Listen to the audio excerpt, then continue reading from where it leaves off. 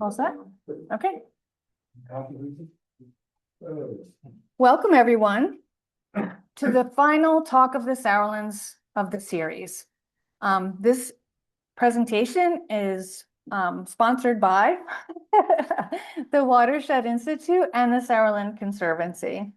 Thank you for coming and braving the cold, and thanks to the folks who are tuning in at home.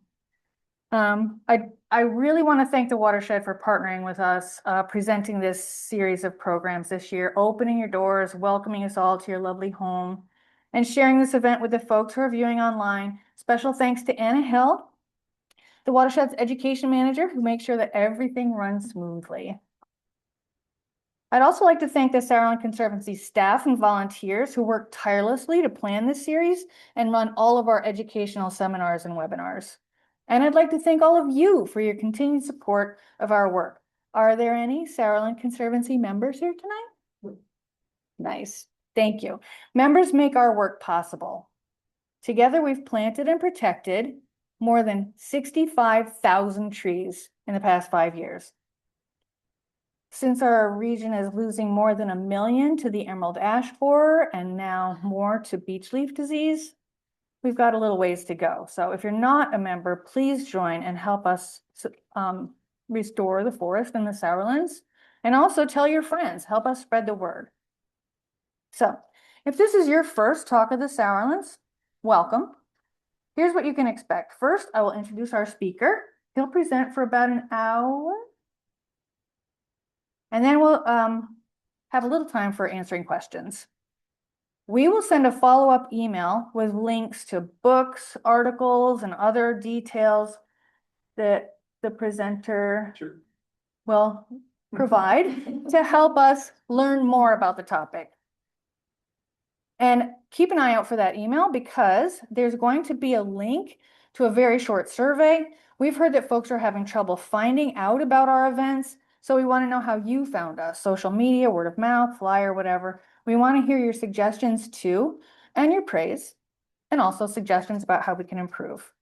So now, without further ado, I'd like to present tonight's speaker, Dr. Stephen Tuardo.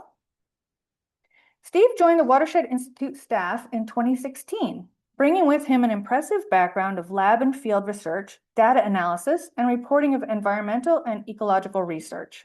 His mix of experiences in academia and the private sector, including time working as senior R&D scientist at TerraCycle. He received his PhD from Rutgers University in 2008 in the Department of Marine and Coastal Sciences, and has conducted research in a variety of ecosystems, including open ocean, estuary, riverine, groundwater, and permafrost. Thank you, Steve. Take it away. Long time ago, permafrost. Yeah. Thank you, Lori. Thank you, everyone, for being here. Don't tend to like the spotlight, but when I'm babbling about something that I'm passionate about, I actually need someone to poke me with a stick to stay on time. So I really enjoy it. As Lori said, I'm the director of the Science and Stewardship Department here. We have staff and intern-led, and even our largest program for monitoring water quality is volunteer, science-driven. And in that way, we do several things. We collect baseline data so that we can monitor trends. We have data for water quality within the Stony Brook Millstone region going back to 1992, and that's a pretty powerful tool. We respond to things, measure data, and advocate where we need to if there's an issue in any of the watersheds that we know about. And we also do a lot of statewide work. We actually liaise with the state to train others to do a lot of the things that we do. We do a lot of demonstration work in terms of mitigation and restoration strategies, how to do assessments, all kinds of things like that. And that's really just the science side, and some of the restoration side. I'll touch on some of this in the talk. Just quick agenda. It's important to really know what drives water quality. I've had that question more in the last couple of days since I'm going to be talking about it. So I've got some practice, including an interview I did shortly a short while ago. And also how we do assess the water. So just not to assume that anybody knows these things, but also just to kind of drive home. Something I'm going to try to drive home here is the complexity of it, right? And uh, how everything is impacted by everything we do, right? So if you're breathing right now, you're impacting the climate, right? And I'll talk about that in a minute. But how just fixing this right here may do some good, but how we have to work regionally and in partnerships, which makes partnerships with the Sourlands, partnerships with our other local nonprofits and partners with agencies, really important to get some of this work done. Then we'll go over sort of a really quick review of like where are we at? What does the watershed look like? What I'm talking about in this talk are what are the consequences for how we do behave and develop and manage our land.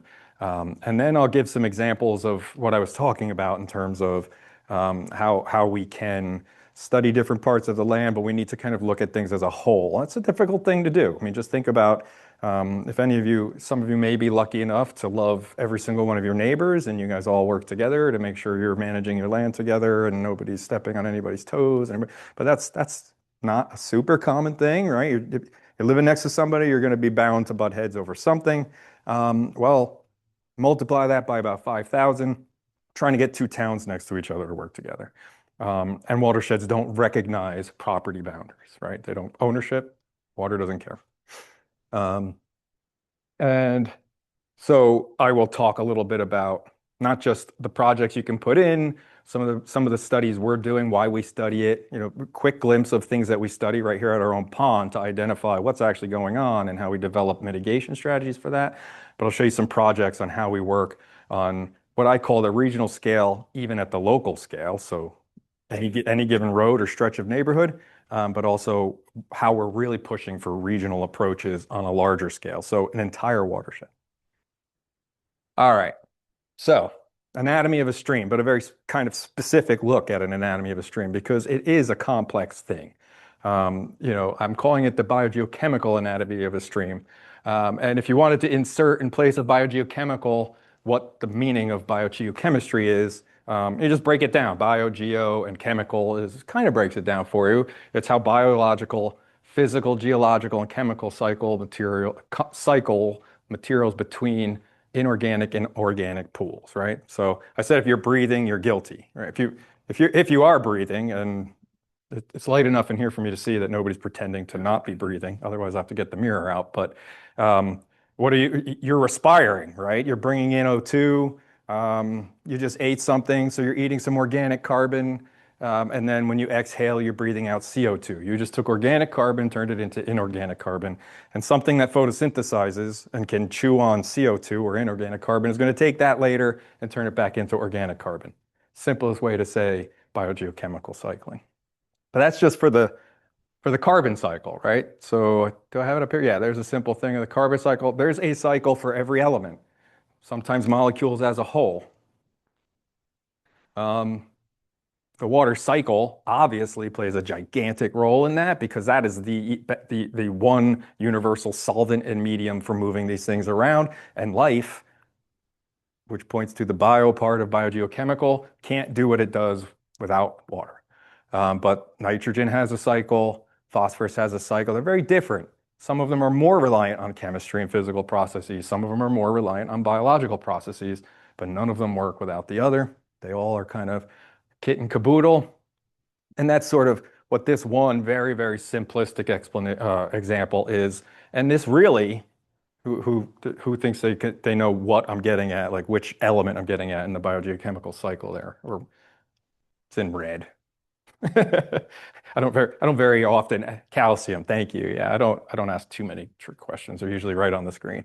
That's calcium, right? So calcium aluminum silicate, how it changes different pools back and forth, eventually interacts with the ocean back and forth. But what do you see in there? Aluminum, silicon, oxygen. Oxygen's everywhere. Carbon, calcium carbonate, carbon, right? Oxygen.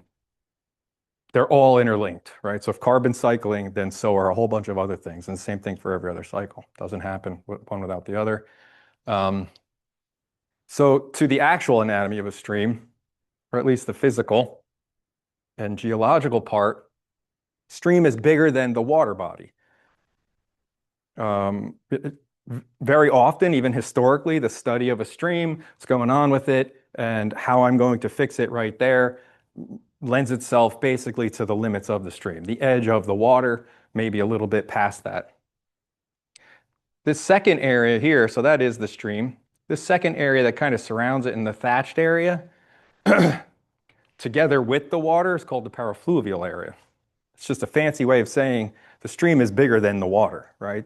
It interacts with this area that we would commonly call like a wetland. It can act as a permanent wetland. It could act as a wetland that's not always completely wet. Either way, there's floodplain storage there. This is a critical thing for flood. I mean, flood's right in the word, right? This is a critical thing for controlling how much water goes down a stream. But we very rarely include that in either our assessments or our restoration work. Next is what some people might confuse this with, which is the riparian area. So that's the area that, yes, it can get flooded, but it's generally not wetland soils, but it is part of the stream habitat still. You know, the stream relies on some width of land, and a healthy land at that, for its survival, or for its healthy functioning, I should say. But even the most upland of a watershed impacts that, right? So if these are sort of the largest units we could look at for a watershed, for watershed functioning, you know, at upland, riparian, let's call it floodplain or wetland and in stream.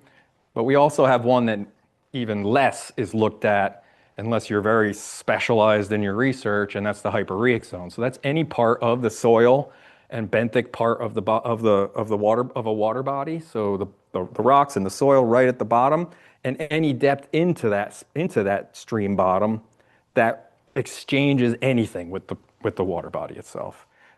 Nutrients, all kinds of elements, water itself, right?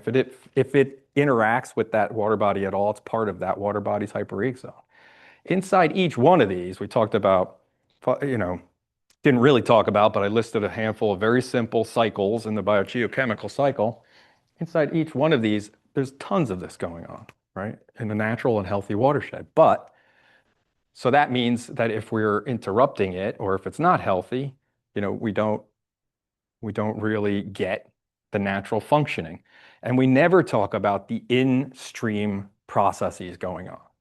We do when we don't like what we see. There's too much algae growing, it's too hot, there's too much bacteria in it, if it's, you know, not healthy for drinking, etc. But in there is metabolism of its own. And by metabolism, I mean it's doing biogeochemical cycling. There are microorganisms, there are physical parameters, there are chemical parameters, and it's doing all of these. And it's doing it right there, you know, at this cross section. So what we need to do is look at everything as a whole, right? And that is the study and protection of a watershed, really. So the reason I said back here is that I'm talking about right here in this cross section is because it's not the same all the way down, right? We can call that sort of a cross section, longitudinal view. It's not the same at any given point from top to bottom of a watershed. That is something that people who study it, and I really love the term, a continuum, right? Watershed continuum, a stream continuum, a river continuum, because it's never the same at any given point, and it changes depending on what the conditions are, even in a healthy one, right? I mean, here we live in a temperate climate zone, so we have 4 seasons, and so it's different during all 4 of those seasons and during the transitions between those seasons. You know, so there are microorganisms, there are macroorganisms, there's tons of aquatic and terrestrial vegetation and plants. They all live in the plants, on the plants, in the soil, from the hyporheic zone all the way to the uplands. And they are all different, and they all are interdependent on each other for what should be the natural and healthy state of this watershed. Right? So we need to sort of study those separately and treat them sort of separately, in some respects, in order to make sure that your entire watershed is functioning properly. And each one of those has its own different variation of the biogeochemical cycles that go on and make it what it is. This is the minutia we don't look at. If you're cursed like me, you think you see everything like this. You know, every time somebody drinks something or buys something, I see like all the way back to the oil that made the plastic packaging. It's probably why I do what I do, so I can at least focus my energies. So I'll skip through this pretty quick because I think it's pretty self-explanatory. So if we change those uplands where materials are transforming and being changed and acted upon and then exported downhill, right, down slope in that watershed to the riparian area and so on and so forth, you know, in a natural watershed or a healthy watershed, let's call it undisturbed, you know, there's a certain amount of what goes on there. This in particular has to do with what does the water do when precipitation falls? You know, a certain amount of it, half of it should basically be infiltrating into the ground.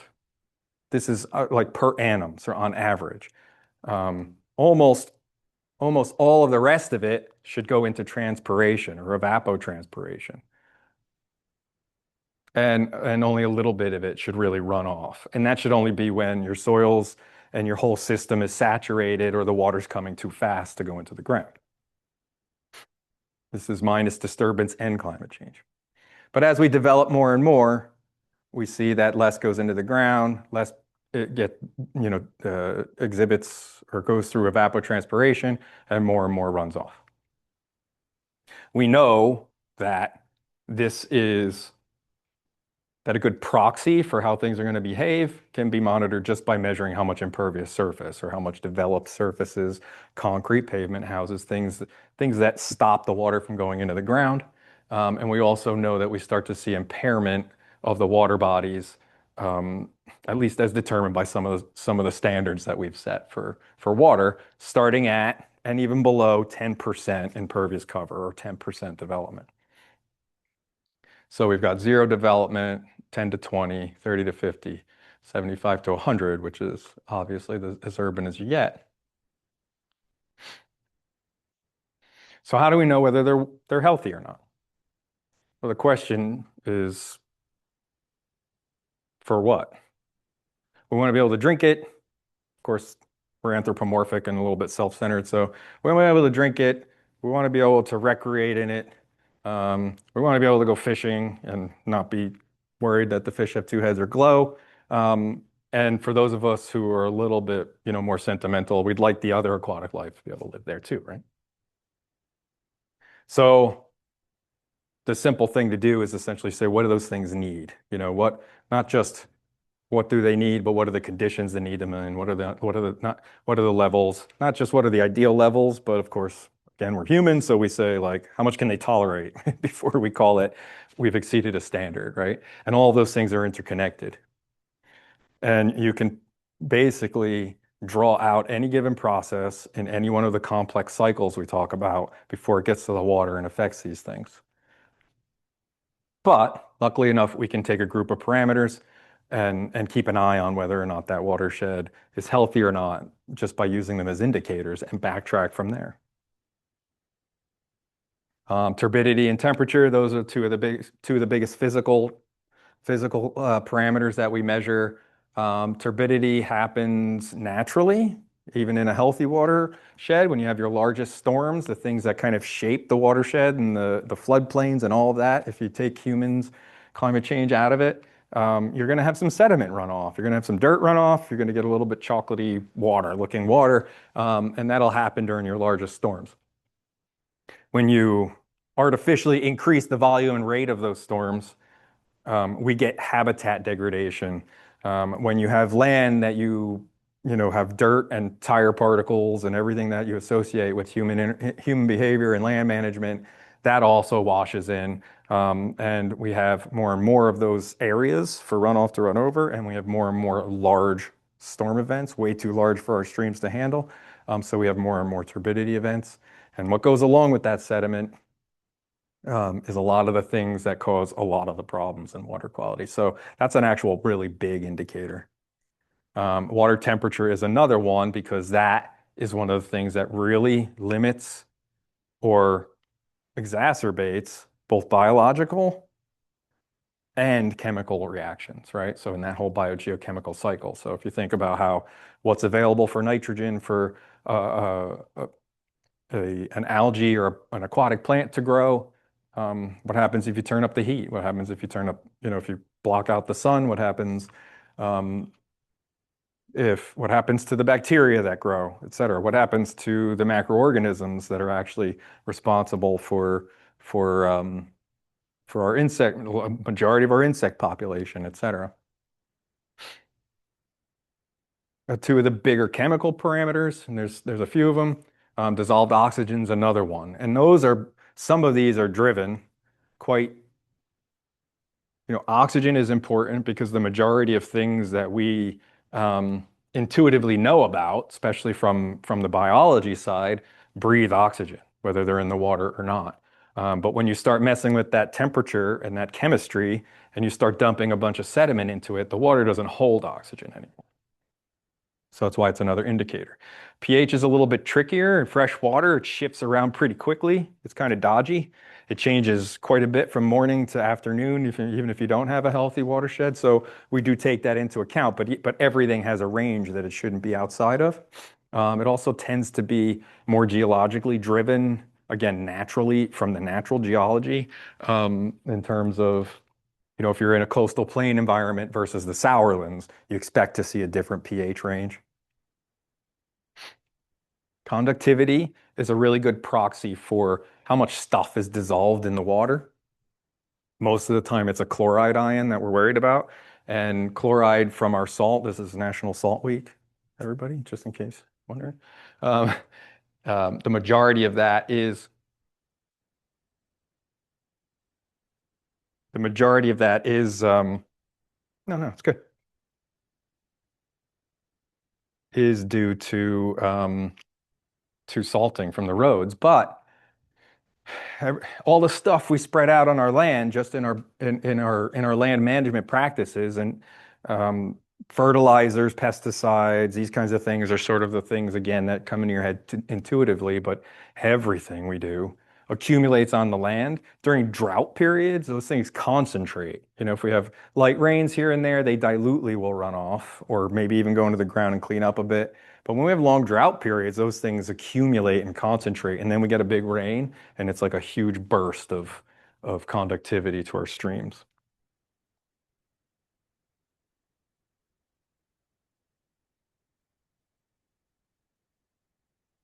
Oh, goody. Now, this is one that's sort of really important and one of the biggest indicators for recreation in the water is bacteria. We measure E. coli, we measure fecal coliform or total coliform. Total is how much bacteria is in the water as a whole. Fecal is how much is involved or is correlated with waste or sewage. And E. coli is a direct measure of that as well, because there shouldn't be a lot of E. coli loose. There's tons of it in our gut, right, naturally occurring in everybody's gut. But when sewage leaks into our watersheds, it ends up naturally in the environment in really, really high levels. And that's usually when we start closing beaches and waterways and saying you can't swim there. Although now we have the harmful algal blooms, right? Which we'll get to. And then macroinvertebrates, um, studying the biology of a stream, wherever you can find something that's an indicator like this is really important. It's our best long-term indicator. I can have something really horrible happen at this stream, but not really have a long-term impact. It was an acute thing. Maybe it affected it a little bit right away, but maybe it wasn't a long-term thing. Most insects, or great many insects, lay their eggs in the water, and then their larvae live in the water anywhere from 2 to 5 years before they hatch as an adult. So if you saw a dragonfly flying around this year, it probably just spent the last 3 to 5 years, not probably, it did just spend 3 to 5 of its last years in a stream as a larvae. That means that if I was able to go in and say, oh, I found a dragonfly and put a number on it and put it back, there's no reason I shouldn't find it next year unless there was some kind of acute toxic event or somebody removed it on purpose or killed it. Should be there for 5 years.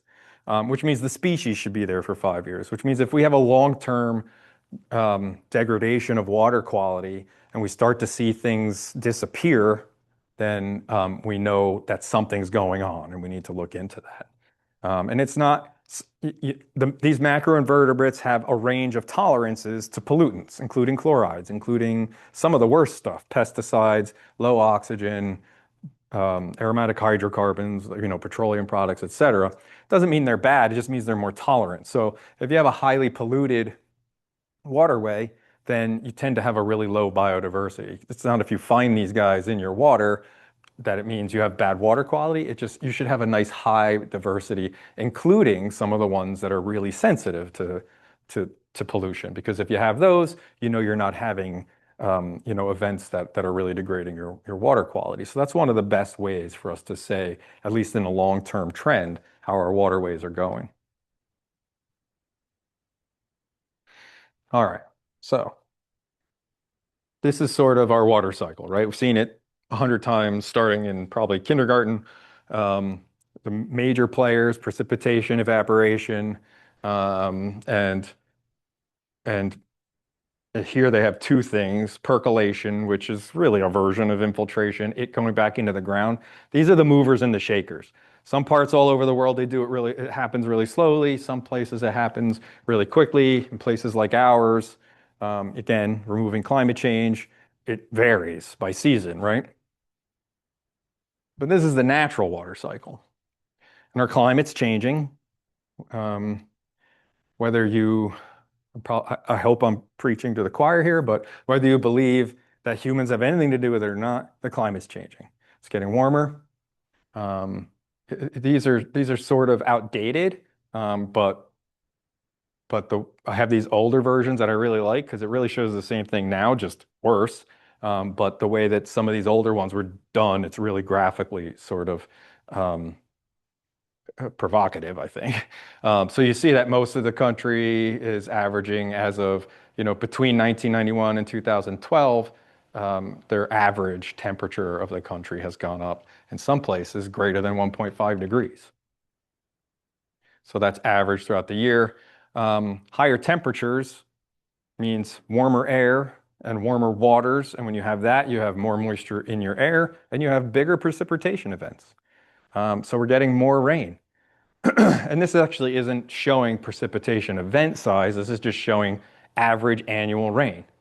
So everywhere that you see light to dark blue, it gets increasingly up to 15% increase in precipitation as a whole, average over the year in that part of the country. The one thing I like to point out that I think is important to know about climate change is it doesn't just mean warmer and wetter, it means a changing of the extremes, right? So it could mean I'm not necessarily way hotter here all the time, but maybe my coldest temperatures aren't as cold as they used to be. That can have a very important effect, right? Think about ticks, other insects that are actually pests, right? The warmer our coldest temperatures are in the winter, the more of a head start those types of organisms have going into the summer. And we are seeing that our transition months, so like going into spring into summer, and same thing in the fall, they're shifting as well, which is just as important for those kinds of things. But you'll see that some of our driest parts here and our driest parts in the planet are actually becoming even drier. And some of the coldest places, I mean, the very coldest in isolated areas, are even becoming colder because we start to destabilize how temperature is balanced, and same thing with precipitation across the globe. So hotter, more rain on average, but also the precipitation events are bigger. All right, so this is just a way of saying that our greatest storms, our biggest storms, or a larger majority, right, by this time was from the change between 1958 and 2021, that 60% increase of our rain is coming in very large events. So pouring over a period of short time intervals, rather than raining out 2 inches over a week is not a big deal. Raining it out over 5 hours is a very big deal, right? So that we're talking about a lot more water, but comes in single events at a very, very high rate. So then we add people to the mix. And this is a neat GIF that Rutgers University created a long time ago. Again, they have updated ones, but it didn't like the color scheme. This one really drives the red really drives this home here. Go slower on. Well, it's automatically animated, right? So 72, 84, 95, 2001, and it'll start over again. But these are land uses changes between those years. And red is developed land. So red equals people, red equals more houses, it equals more roads, it equals more impervious surfaces, it equals more everything that interrupts those biogeochemical cycles. All right, so we're going from that to that to that to that in those places. So how's the water cycle doing? Well, it's different, right? It's not the same as it was before humans got started outsmarting themselves. It's more of an urban water cycle now. And we are seeing it. It's not just made up. It's not just scientists thinking, trying to cause scandals. Annual precipitation totals in New Jersey from 95 to 2022. So that's total precipitation. So you see, especially where climates and environmental conditions are concerned, it is important to have large data sets because you still have variation. We'll have a colder winter mixed into all the warmer, etc. We might have a drier year mixed into all the wetter. So it's important to have a long-term trend to be sure you're correct about these things. But this doesn't look like a big slope, but this is actually this was based on, I think, through 2012 as well, this number. No, I take it back, 2017, because 2017, we kind of a couple of years of drought leading up to 2017, and then it started raining and hasn't stopped, at least when it's raining. And so the 30-year rolling average sort of really increased with 2017, 2018. It's come back down a little bit. Just under 48, I think it's at right now. But for the purposes of this exercise, that's between the early 1900s and the 2000s, an increase in 3.5 inches of rain annually in increase in New Jersey, which equals 530 billion gallons. That's quite a bit of water. Who knows what our largest reservoir is in New Jersey? Fancy. Good guess, but no. Anyone else? Like, Not a reservoir, but good guess also. It's big. Raritan what? It's Round Valley, right? Round Valley Reservoir, which is on the Raritan. It holds 530-ish, 550-ish million gallons of water when it's full, right? So you could take that extra 3.5 inches and fill it 10 times. So that's how much water that is. Pretty big deal. This is a hydrograph that kind of shows what some of this means, where you take all that extra rain, the fact that it's coming in bigger events, and you measure how fast the water passes a given point in a stream at any given time. And it's comparing in the same area. This was a paired study in Wisconsin. Full disclosure, I made this black line, had nothing to do with the study. But they did measure actual hydrographs over and over again in these two streams that more or less that basically couldn't do anything but receive the same amount of precipitation, but one of them was rural and had slightly healthier watershed, and one of them was very urban. And so what this is measuring is units of water. So this is in cubic feet per square second. So if I have a cubic foot of water and I have my measurement device here, how big is that unit? How fast is that cubic foot of water passing here? And this sums up our problem in a nutshell, or at least most of the problems.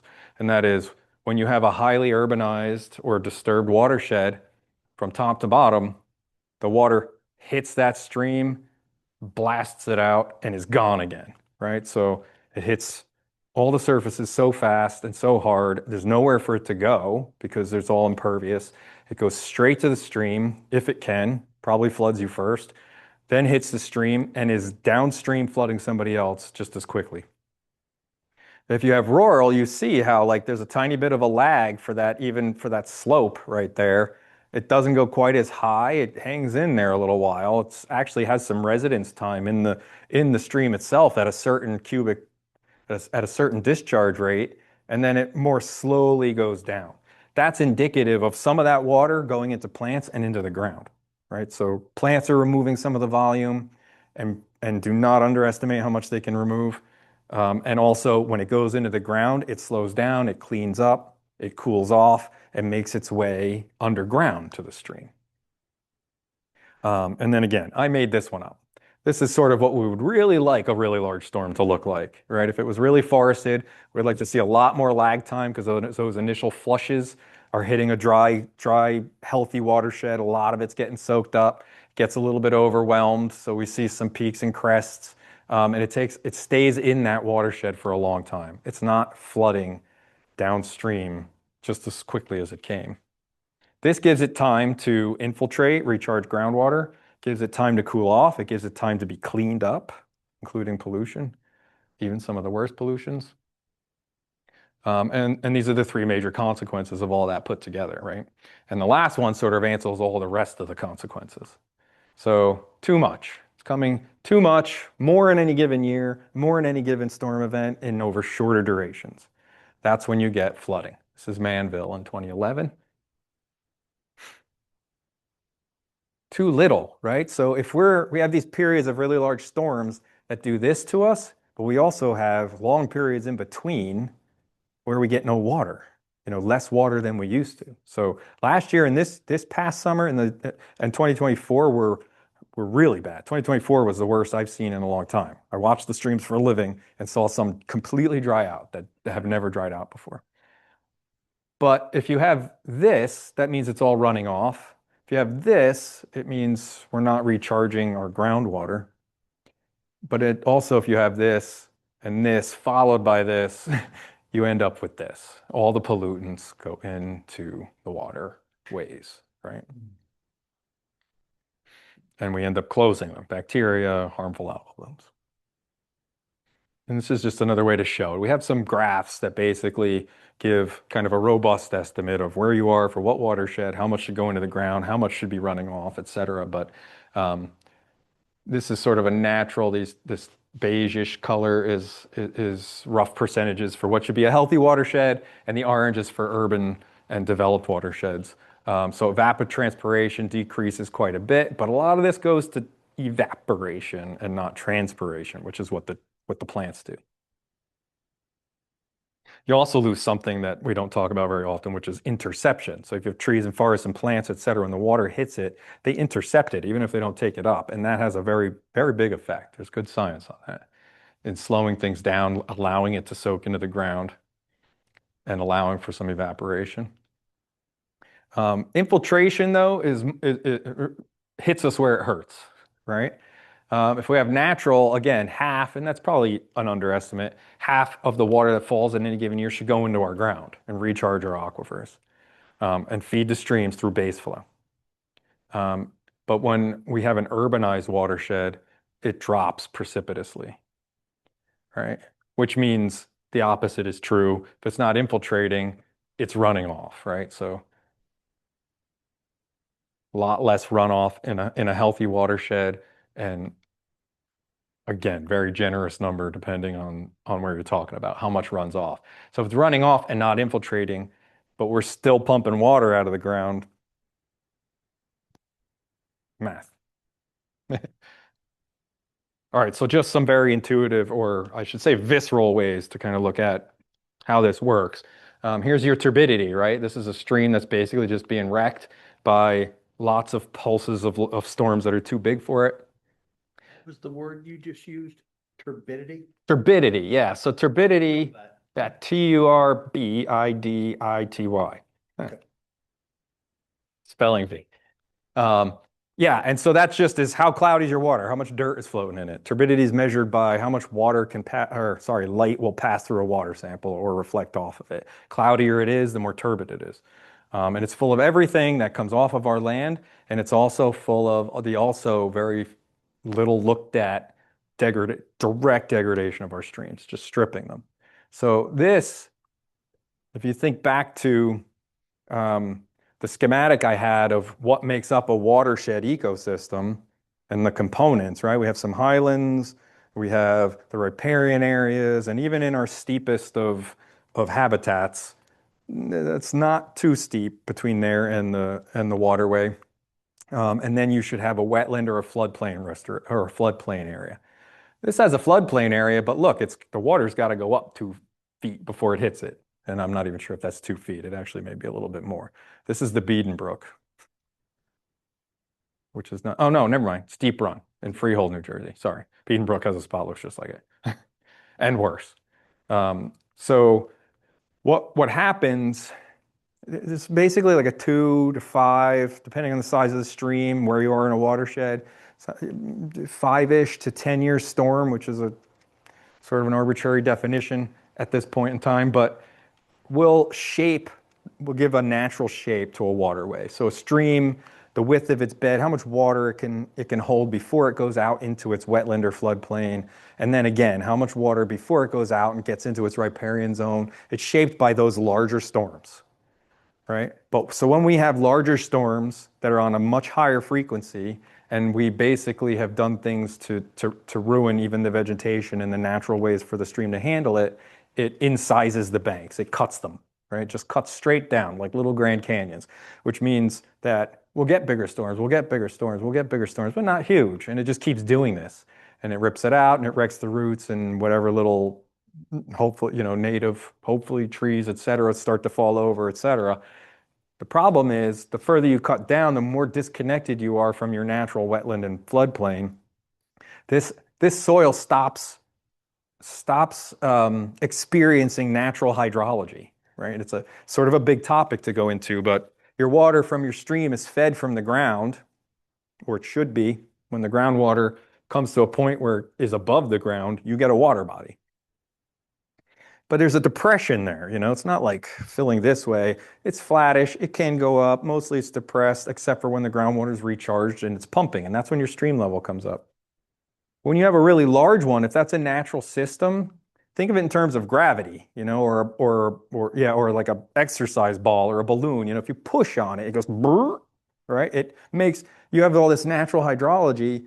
Then when you get bigger storms, it expands out into the land around it, into the ground, the subsurface around it. It makes room. That's flood storage. That's floodplain storage.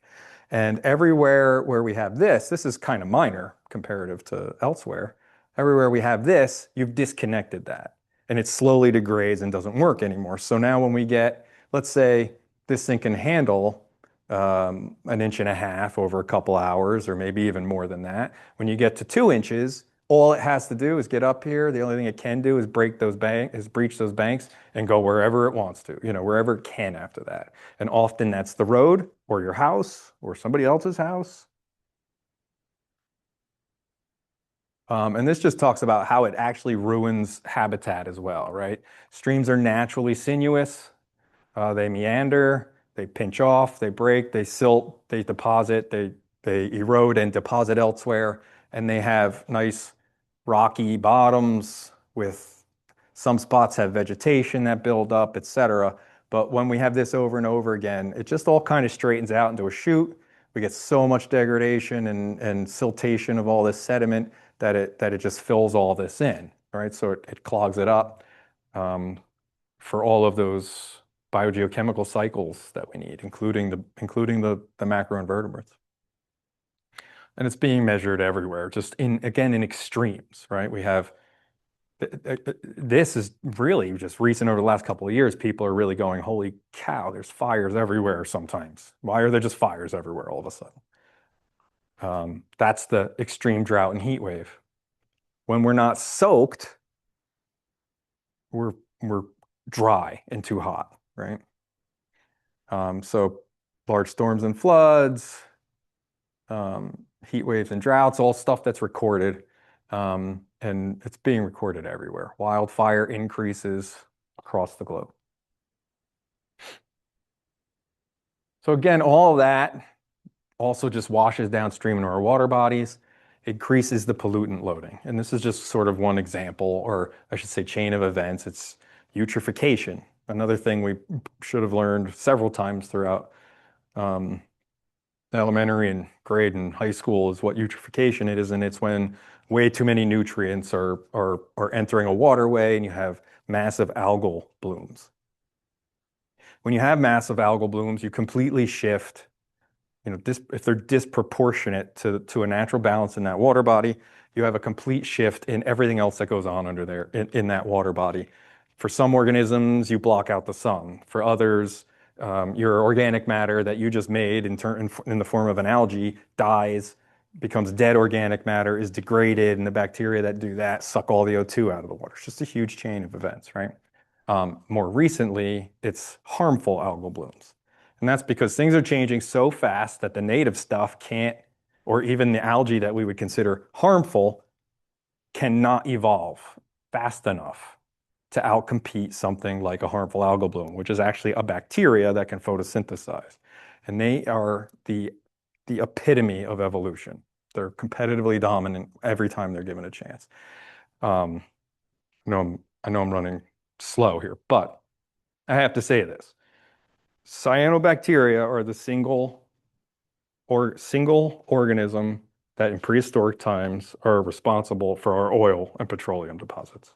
They grew to such high levels that they sank to the seafloor, got buried, billions of years ago, and over the period of millions of years, got buried, degraded, and turned into petroleum. So that's how much these things grew at one time.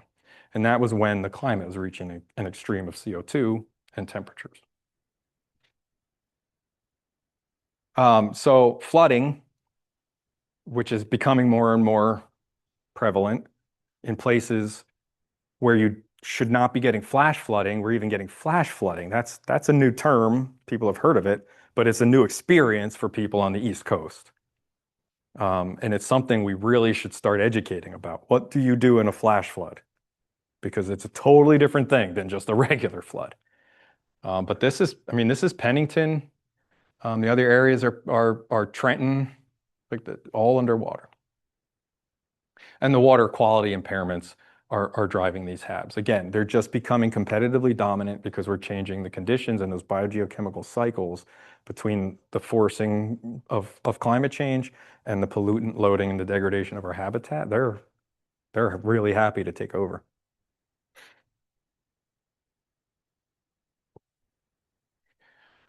So we'll dive into these a little bit, but I'll go a little faster. More rain equals more runoff equals more pollutant loading. In that pollutant, there's the nutrients that the cyanobacteria like, but they don't need very much. They're a bacteria. The larger algae that we used to be afraid of overgrowing in our ponds, they need a lot. They need higher nutrient concentrations. Cyanobacteria need nutrient concentrations well below our standards to grow the way they are. Then we get some drought, which means low flow. Another condition that they are dominant in. Things become stagnant. They're very happy in that because that water heats up more. That water doesn't lose the nutrients that have run into those areas as fast. If you're constantly flushing fresh water into the water they're in, then you're constantly diluting out the conditions that they like to be dominant. So the stagnation, higher water temps, concentrated nutrients. But it is a complicated thing that really drives these things, and which is why it is such a wicked problem to kind of solve it. The answer really is in what impacts their growth, like what do they need to grow and be so dominant? I'm actually starting to think of it more of what limits them, and it really falls into the category of that whole water system, whole watershed health, right? All of those zones, all of those wrecked biogeochemical cycles. I have started, at least in my head and in certain rooms, to not say restoration, because that kind of gives the impression that I think we're going to get it to go back to what it was once, and that's not going to happen. Humans are here to stay. We're developing, or at least we're going to try to stay, and we just need to figure out how to do it better. And our ecosystems need to we need to do it in a way that makes our ecosystems find a new balance. right? So how can things start to compete with the cyanobacteria? And how can we build up diversity? How can we restore some of those biogeochemical cycles that sort of, right the balances a little bit? And it's all those things we were talking about that we're measuring in our very own pond, who started getting its first HABs a couple of years ago. We had to restore the pond. The dam failed. We replaced the dam, dredged the pond, and immediately after had our first harmful algal bloom. So, when it's this complicated to figure out what's driving something, you do need to categorize it. Otherwise, we're just throwing things at it and trying to fix it. In general, yes, if we draw down the nutrients low enough, it will slow down the growth of cyanobacteria. Does it work in your pond? We faded it too. Yeah. Two floating wetlands in, and we haven't had a problem. Excellent. Yeah. And the water lilies are competing for the nutrients with the HABs as well, right? So perfect. So, I mean, we do see it. It works.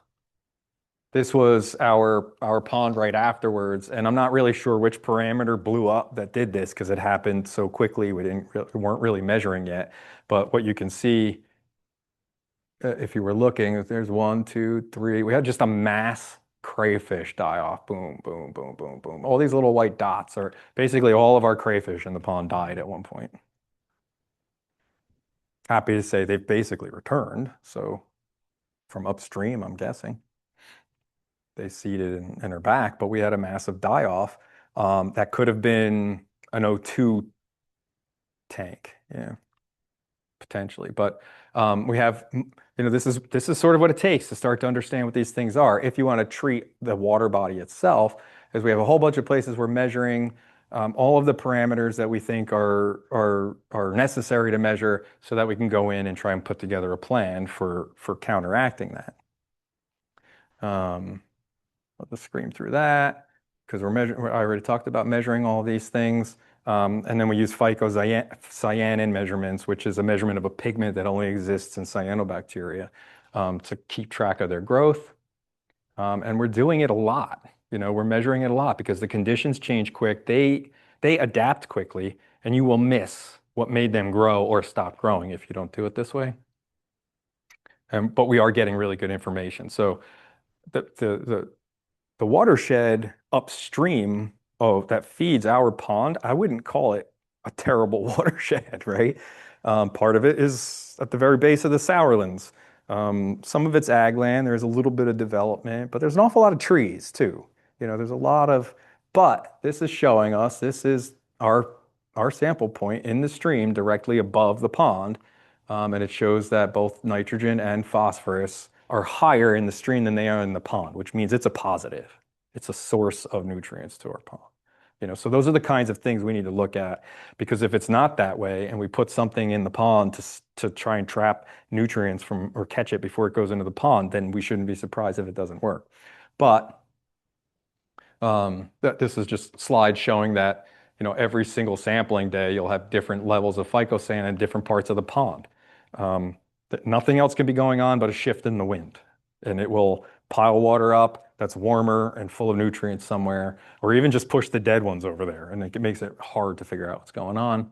But we do think we have enough information to start plugging in some strategies this year, hopefully, if we can find the money to start mitigating it. And it becomes a lot easier in the smaller the system, the easier it is. But our pond is not huge, but it also has, it is small enough and has a controlled enough environment that we feel like we can really test out strategies to see whether they can be scaled up in other water bodies. But if it works in your pond, it should work.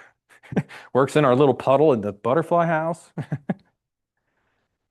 But again, it's in the regulations and what we're looking at and the mitigation strategies we're putting out there.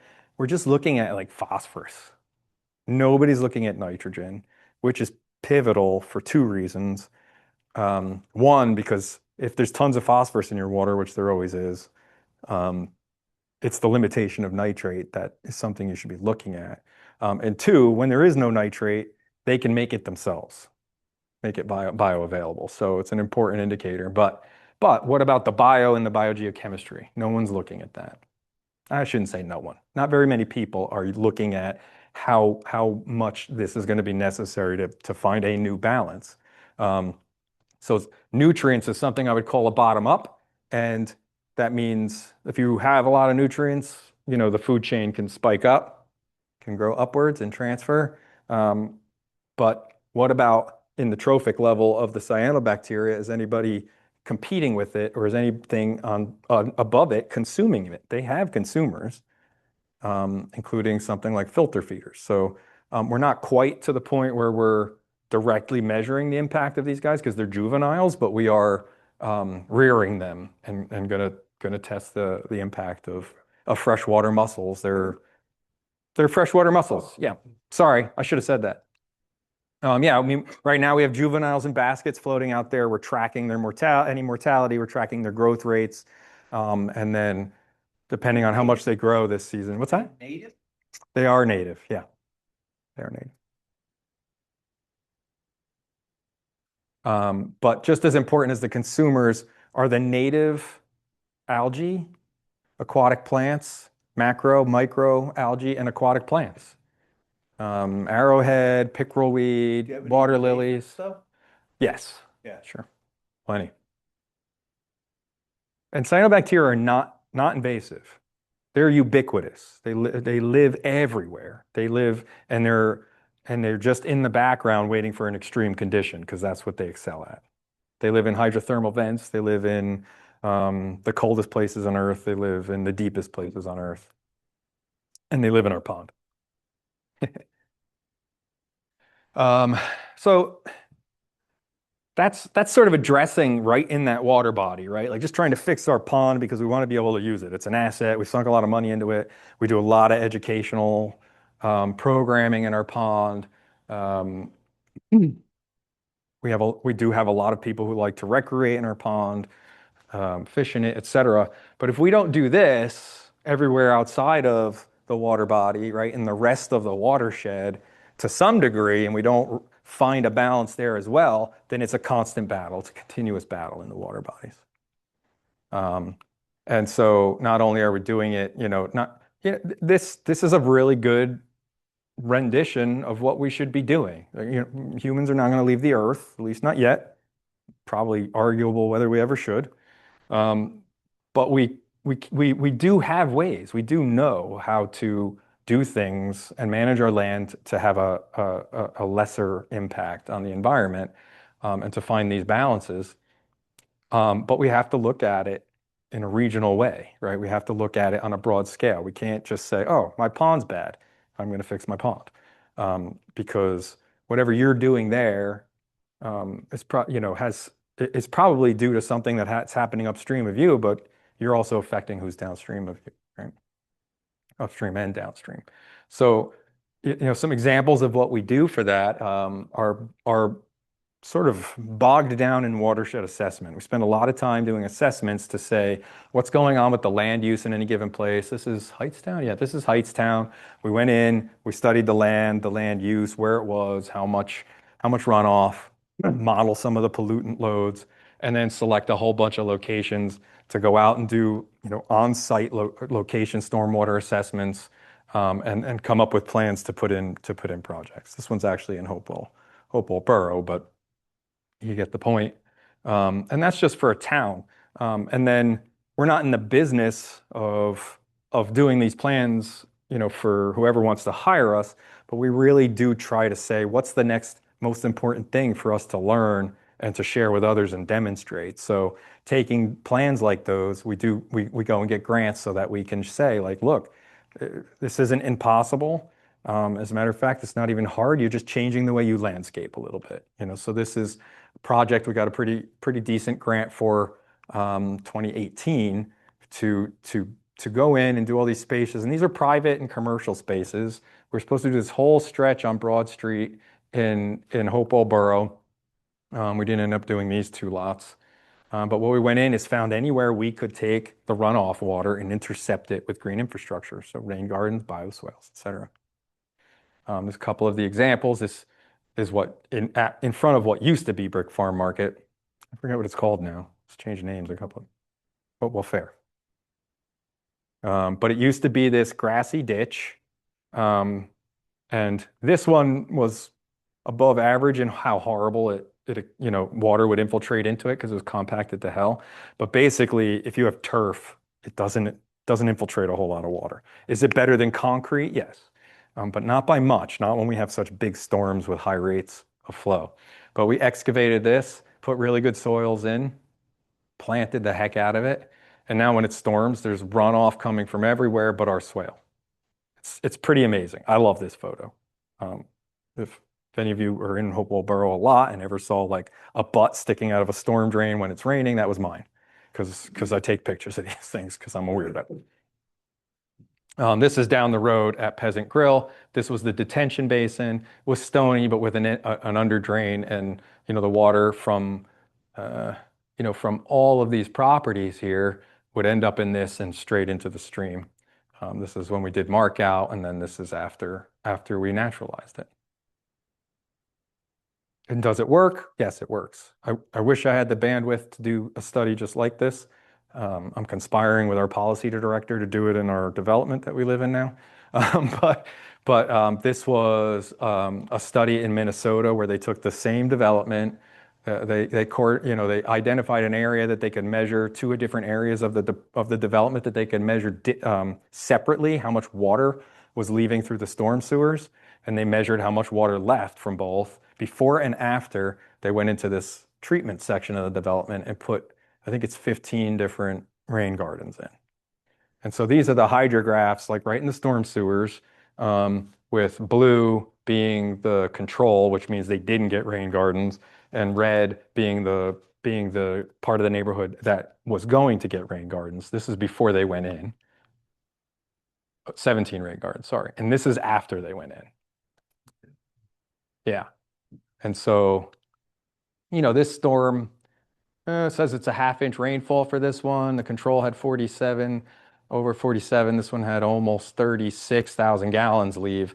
But that's a pretty comparable change to one another. It's not the same value, but they're changing in proportion to each other, which makes it a good place to study this, right? And so, which means it should have done it there, but it had rain gardens. And this was a larger rain too. And we had 994 gallons left the part of the neighborhood with the rain.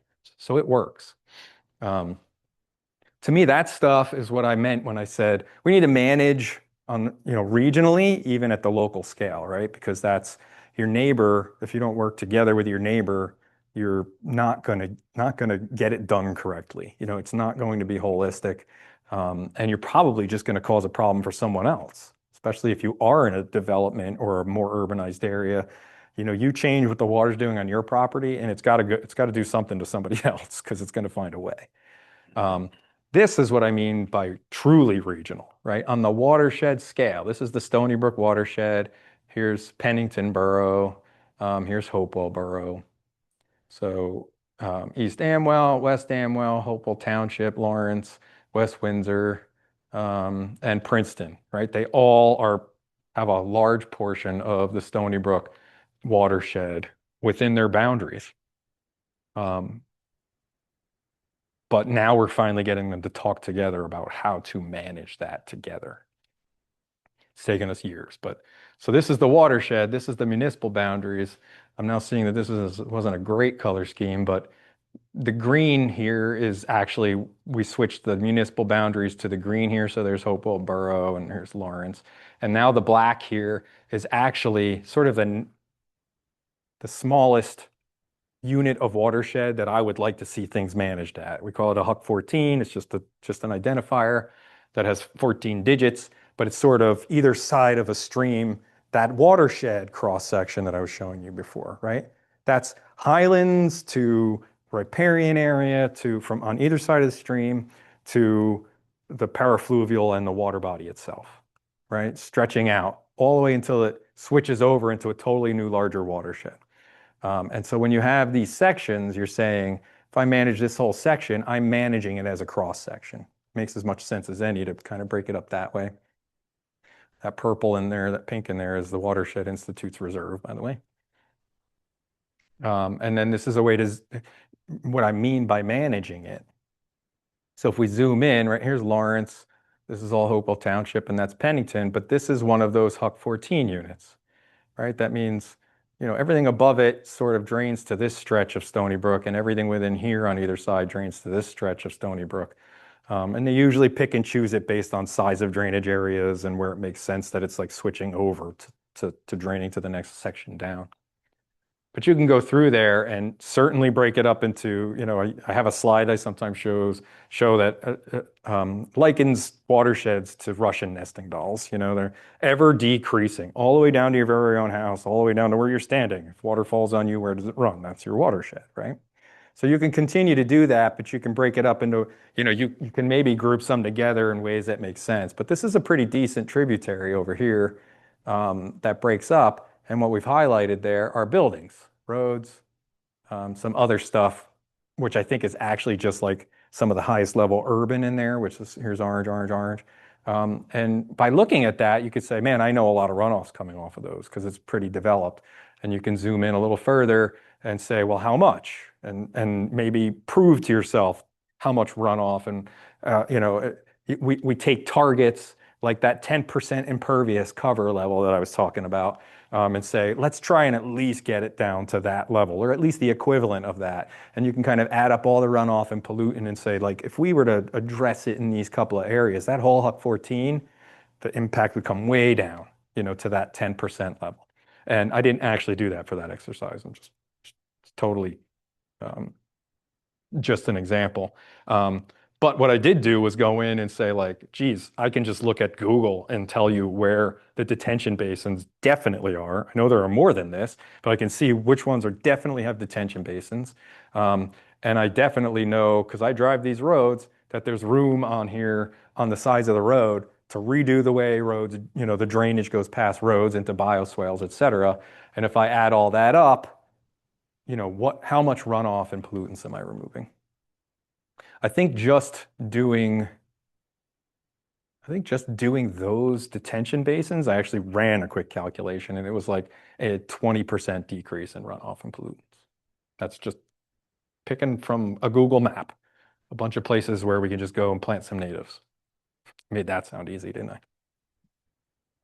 And then I'm just ending with this because if you build it, they will come. Thank you very much for your attention. Any one of the things I talked about is a talk in and of itself, multiple talks maybe. So I'm happy to stick around, even though I went over a little bit. We have some time, but I'm happy to stick around longer and also just reach out at any point for questions about what we do or even some guidance on this. But happy to take some questions now for sure. Oh, I've got a hand raised, but I'm gonna let you let me know. Yeah. I took to heart your reference to impervious coverage, and for me, a pet peeve that I have are large lawns that are just permeate a lot of developed landscapes, and particularly large organizations that have a lot of this. Mm-hmm. And I think that grass in some ways is impervious, so that it has a major impact, and it's something that any one of us can make a difference on it. And trying to, I see more and more pollinator gardens and things like that are happening on intersections where there's this triangle of grass that they're trying to make a difference. But I'd love to be able to find some way to really educate towns and organizations that can have some impact on what people decide to do with their lawns, and try to offer an alternative that would be appealing. Right. And not only that, but all the chemicals they use to treat the lawns. Right. It's just a self-perpetuation that it's always been something I've been adamant about, but it's also frustrating. Yeah, I mean, absolutely. I appreciate sort of where I came from. I grew up in the construction world, and a lot of the things that we do, that was just the way we did them, right? There's a aesthetic that we decided we like. Humans like to control things. I mean, even going back 1800s and some of the 1900s, but 1800s, 1700s, it was like, wow, this is a crooked, muddy river with stuff everywhere. Let's dynamite and drag it straight. That's what will really improve what we do, you know. But yeah, there's something to be said even for just not mowing your lawn as often or as short, right? That interception factor, you know, and unfortunately at this point still typically makes your neighbors or your HOA or what have you kind of grumpy, right? But that's something we're working on, and we need everybody to work on, and just trying to change perception, you know. I actually sold recently and moved to Brandon Farms, but my house there, I mean, I had a lot of grumpy neighbors that just gave up on me because at least 2 or 3 times a year I let my just where I had regular lawn because I didn't have the resources or time to do it for myself, you know, the way I'd like to, just let it grow to seed. You know, so I didn't have a lot of bad patches. I mean, it looked like crap some of the time, I mulched the lawn down and I didn't remove, you know, and I blew or spread the grass and I had actually had halfway decent. I always kind of wanted to just dig up a section because we show an image sometimes of non-natives versus natives, and one of the biggest differences is that natives evolved here, right? So they evolved for this climate. They evolved to be able to drive their roots really deep to get water. And all the microorganisms, all the biogeochemistry that goes along with that evolved with it as well, you know. So by planting the non-natives, including turf grasses, we just have these short little root systems, right? Whereas you plant a native system and you get root systems 6, 8, 10 feet deep. That's amazing, right? To think about. But I always wanted to just kind of like dig up a subsection of my own lawn because I had, you know, 15 years about of not treating it properly, you know, not manicuring it. And I wondered like just how, because I did have a couple of times where it was like, I should, you know, I used to pond here, but I don't anymore. So I was wondering, you know, I'll call it intentional non-maintenance, you know, but also when we did have Henri followed by Ida, I had the oddest thing. I mean, I thought I was losing it because, you know, it hit us just as same as everybody else. And actually the groundwater came up so high everywhere that pavement and concrete were busting up, right, and boiling. I have a pond feature as well there. I did, and it was lined, and it just turned it inside out. The groundwater came up, bubbled it out, threw my fish all over the lawn, which luckily there was enough water for me to collect most of them. But I realized I felt like I was walking. I felt like I was walking in 4 inches of water, but when I looked down, I wasn't. I was walking on my lawn, and it felt like I was on a water bed because that lawn is so impermeable that the water, the ground table water, was having trouble coming up through the lawn. So I could step on my lawn and it would just depress like a water bed. And I was like, I can't even believe I'm seeing this, you know. Nope, question online. Montclair have lab, and how are you measuring your plant cover? Yeah, good question. We are not directly, you know, we're in contact with them. We don't do anything directly with them in terms of our studies, et cetera.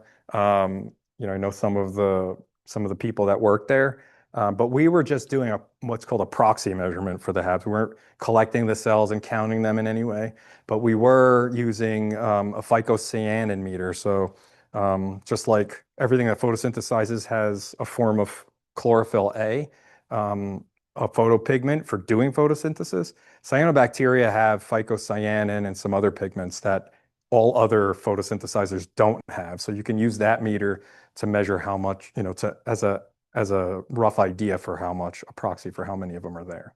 So that's what we're doing. Yeah.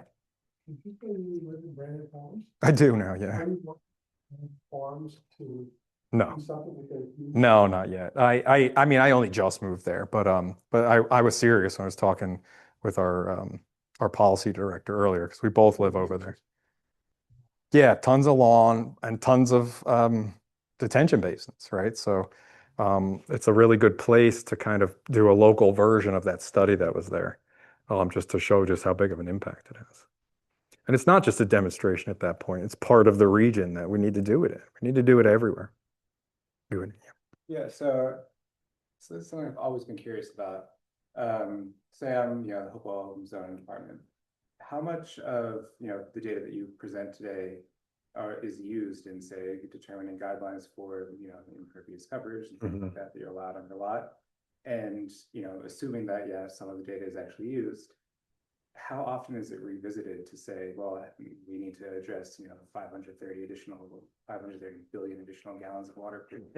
So like what are those steps? Very rarely. Yeah, very rarely. Something that I do like about what we do at organizations like ours is we can collect data, convince ourselves that it's good data, and then take it to before people and share it out, and talk about it, talk about the pros and cons, the caveats, and and what we should learn from it, and make a difference pretty quickly. So, but changing some of those actual regulations and exact numbers is a very long and arduous process, and most of it has to do with pushback from developers or things that are and that makes it sound like greed, but some of it is pushback from residents too. Like if you do that, it means I can't do this thing I was planning to do because you just changed the regulation. But one of the things we're trying to do is make it, is to raise the awareness that it's kind of like we're still drilling holes in our sinking ship. Another line, I'll steal that line from our policy director, one of his better ones. That we need to, we're in crisis mode. The floods and loss of life and the HABs are a sign of that we're in the balance. We can still make a pretty big difference if we kind of act now. And we do, especially, unfortunately, but especially because it's flooding and all of our waterways are starting to clog with HABs, that's when people start to pay attention, right? So we are getting, we do develop model ordinances and regulations, and I do take the assessments, or we do take the assessments around to all the towns and say what's going on, and it is coming along, faster now than it used to, still slowly, but it is coming along. And even the state has, this whole last term, for the governor's office and DEP, they listened a lot to what a lot of the organizations in the state were having to say, and they changed, they actually just released a batch of very important rules called the real rules that are just another layer on top of some ordinances and rules, regulations that they change that are going to make it different for doing development. More importantly, redevelopment.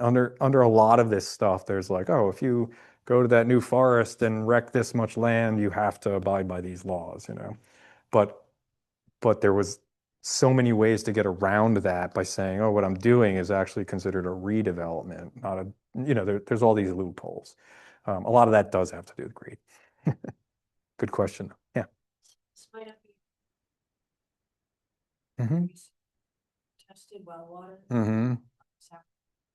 There's PFOAs, and I'm just wondering, how does the water, you're looking at surface water, how does that get into the groundwater, and how can I learn better how water travels underground, how things like the PFAs in the water travel? Do they travel at the same speed? Where could it be coming from?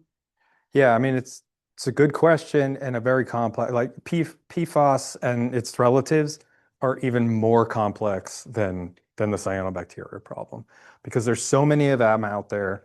I mean, tens of thousands of them, different variants of them. And usually when it comes to chemical, battling chemical problems in our water quality, it is, what is its affinities? What will it stick to? What will it not stick to? That's how we figure out how to remove it. And there's so many variations of the PFAS family that are water soluble, not water soluble. They only stick to plant materials. They stick to soils. They don't stick to soils. There's so many different properties to them that it's really difficult. But we do know that general, really good activated carbon filters remove most of it, et cetera. It's everywhere. There's very few places you're going to test that you don't find it, because it is in everything we make for the most part. We weren't even getting, for the first few years, we knew it was alarming us. We weren't even getting the right measurements of them, because it took us a couple of years to realize that everything we were collecting the samples with and running the samples on were contaminating the samples with PFAS. It's on my sweater, it's coming off of this, it's coming off of everything, and that's a problem. It's really about, for the moment, until we get better at this, it's about preventing consumption of it, because it's even bioaccumulative to a certain extent. So it goes into small things, goes into big things that eat it, and continues to accumulate as bigger things eat it. Again, it's all a lot of it's new science, but the best thing you can do is just protect yourself. The least, the less something is processed or stored in something that might have been interacting with PFAS, and filter your water as best you can. But we're all consuming it, unfortunately, for the moment. I guess if at the top of the mountain, like where is it coming from? Yeah, I mean, it's running off into the groundwater somewhere. If it's in your, if you have a personal well, a private well, yeah. Now, the state has a spill fund claim program that is generally geared towards more of like a hazmat-y spill. But at some point in time, the Murphy administration, I think, tucked PFAS in under the spill fund claim.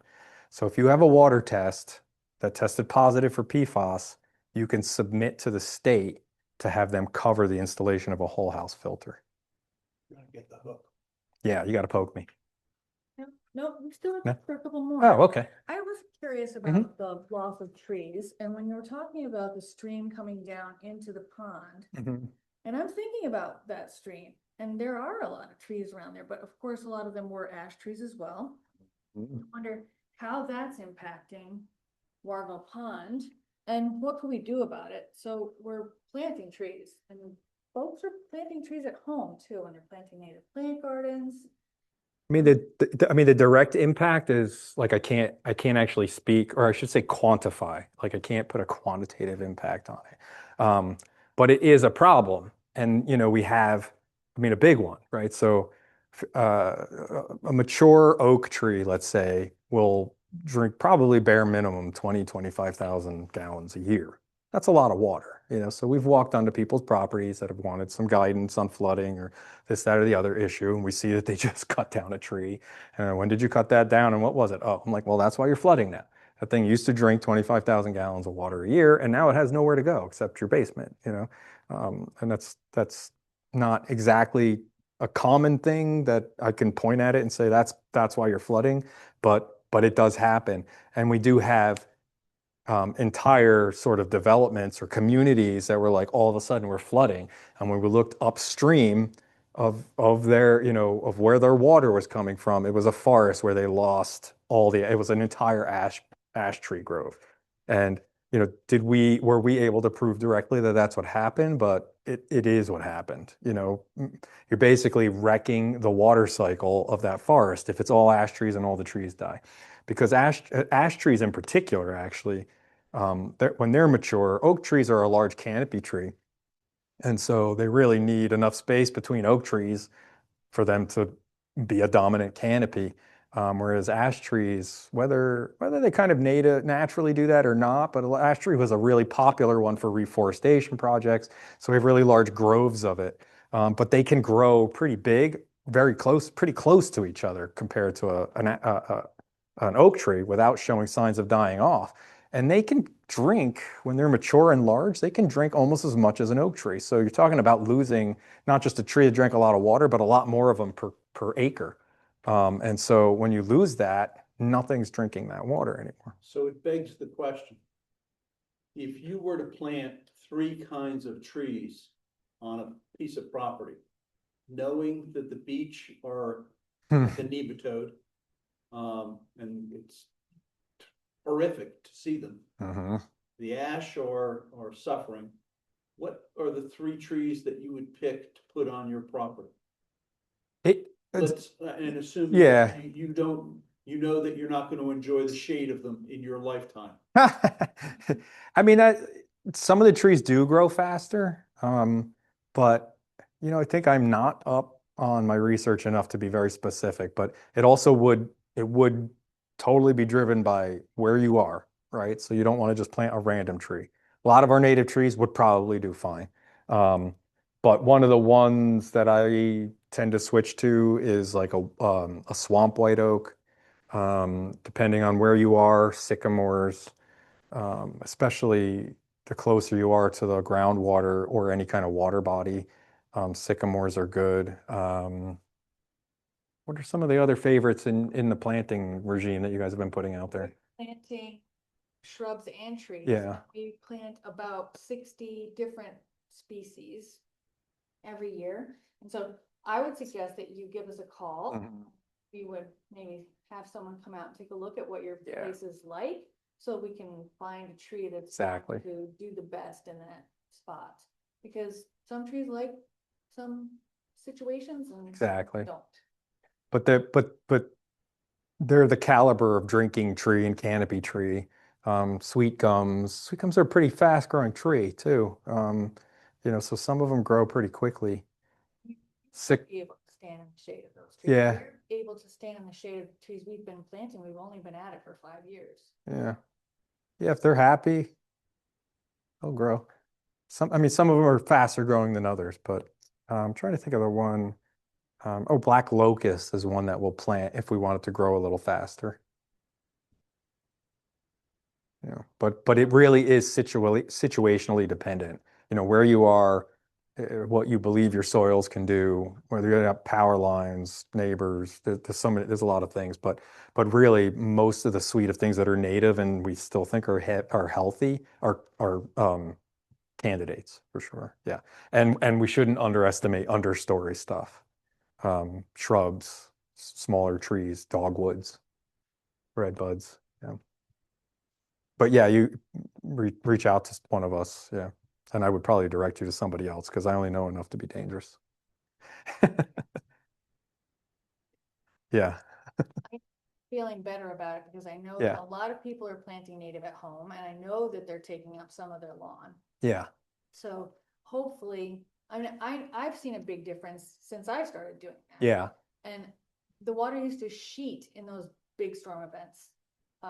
Our yard is quite a slope, and the water would just, you could see it just sheeting right down off the, onto my neighbors. Yeah. Yeah. Yeah. So now we've actually planted gardens, so it would slow it down. Putting things in there that liked being wet, and they've been really happy. Yeah. And it's beautiful and functional. Yeah. I mean, we're getting there, the more people that show up to things like these and go out and sort of and preach it for us. But that's why we do as much of the demonstrative stuff as we can. I mean, the effort to plant the amount of trees that the Sourlands is doing is big impact stuff. But to be honest, a lot of the stuff that we put in is a garden at a school, but we're doing 17 of them this year. So not only, and it is school systems. We have a program called River Friendly, which incentivizes a little bit, but it's mostly volunteer. And we have a program for schools. We have one for businesses and golf courses. We have kind of a fluffier one for residents. But it's made to show these things and also made to make them share it in order to earn the certification. And so we have every one of the Hopewell schools is certified, and an awful lot of the schools between here and Bordentown are certified, and a whole bunch north as well. And that's just by us. We have some partners that run it as well. And so they're starting to see these gardens pop up, and it's part of their certification to share out with the community and the parents what's going on there. And it's growing. I mean, I'm at the point sometimes now where my daughter's friends' parents are calling me and like, I'd like to put a rain garden in. Will you stop by? Education's key. It is. It's huge. And the newer, the younger generations is key, and they're soaking it up. At least the ones we interact with. It's one of the few things, one of the bigger hopes that I get. But one of the things I get the most amount of hope for is to see how much attention and how much, yeah. Yes, and when you think native plants, some people think weeds, but what you put in front of the Peasant Grill and across the street at Hopewell Fair, they're beautiful. Yeah. Yeah, and functional. And there's a range of what it can look like. I mean, I will always push to do a garden a certain way because it gives it the most function, most likelihood of success, the least amount of maintenance. But as you back off from that, it can achieve different aesthetics for different people. And it was a lot of work, but worked. A project like that, we had to approach the property owners, tell them this is what we're doing, this is why we're doing it. Are you on board? Will you let us do this? I mean, it was key that we showed up with money, but yeah, it helps. It helped.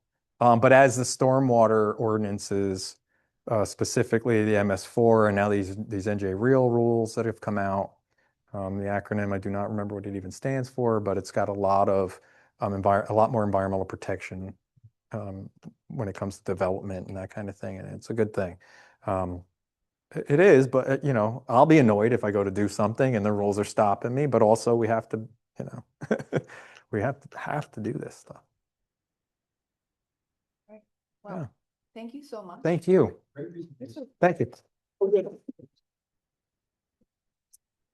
So in that email that I told you all about, we're going to send a link to this talk that's recorded and it'll be on our YouTube channel. If you didn't get to see the other presentations, you can go to our YouTube channel and see them all. But when you get that email, if you forward it on to a friend who might like to hear this and didn't make it tonight, you'd be doing everyone a favor if you just share. So please do. Please do. Thank you. Thanks again, Steve. Yeah, thank you. Thank you.